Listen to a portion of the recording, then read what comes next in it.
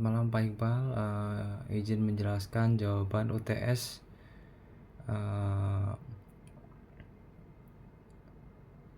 pengantar kecerdasan buatan yang diampu oleh Bapak sendiri, Pak Iqbal Habibie. Saya jelaskan nomor 1. Soalnya sistem pakar memerlukan presentasi pengetahuan yang efektif untuk mendukung proses inferensi.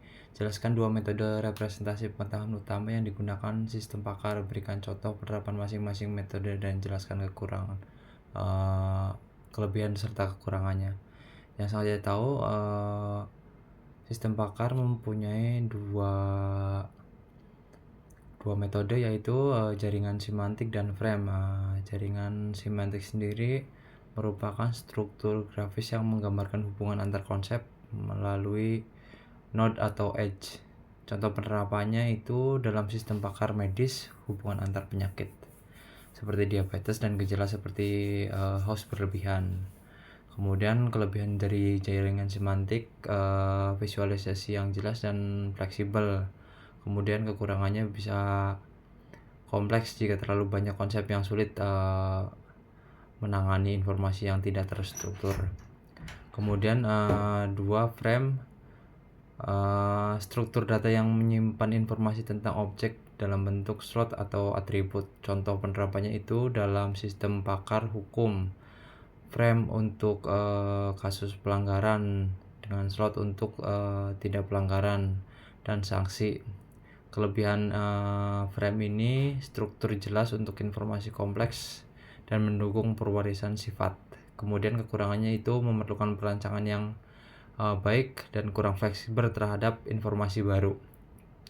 Itu untuk nomor 1. Kemudian untuk nomor 2, deskripsi soalnya yaitu rancangan sebuah agen cerdas yang dapat digunakan dalam sistem e-commerce untuk merekomendasikan produk secara otomatis kepada pengguna. Jelaskan tipe agen yang digunakan, terus bagaimana agen tersebut mengumpulkan informasi dari pengguna, dan teknik apa yang bisa diterapkan agar rekomendasi lebih akurat. Evaluasi kekuatan dan kelemahan pendekatan ini. Oke, yang nomor 2 itu menggunakan tipe agen berbasis pembelajaran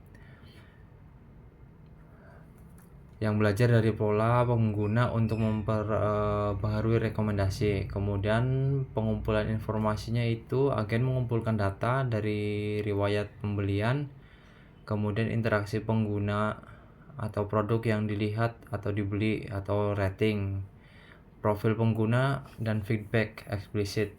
Terus teknik untuk akurasinya itu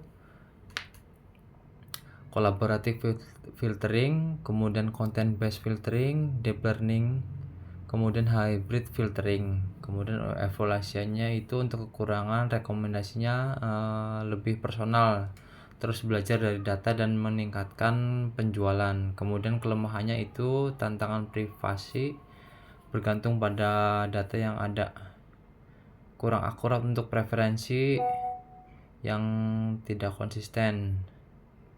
Kemudian selanjutnya untuk nomor 3, soalnya itu suatu perusahaan menggunakan logika proposisional untuk sistem keamanan otomatis.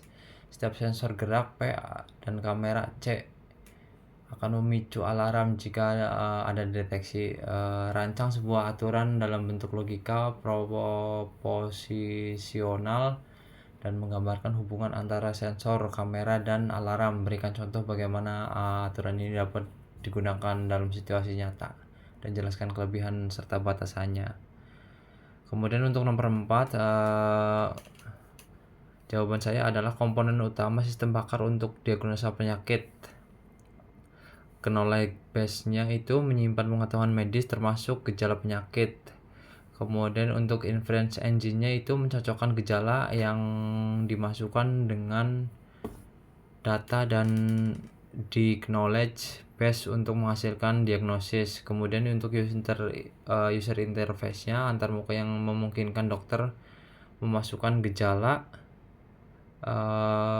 dan menerima hasil diagnosisnya. Cara kerjanya itu Input gejala, dokter memasukkan gejala pasien, kemudian preferensinya, inference engine-nya mencocokkan gejala dengan knowledge base-nya. Kemudian untuk output diagnosisnya, sistem menampilkan kemungkinan diagnosis dan saran perawatan.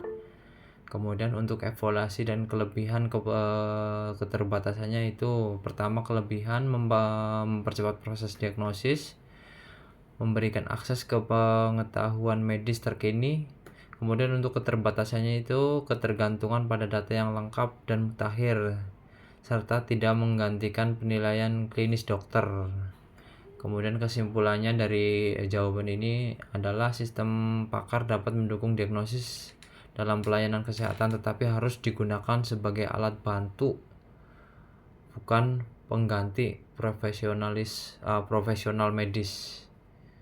Kemudian nomor 5, saya tulis kodenya di jawaban Pak. Kemudian ada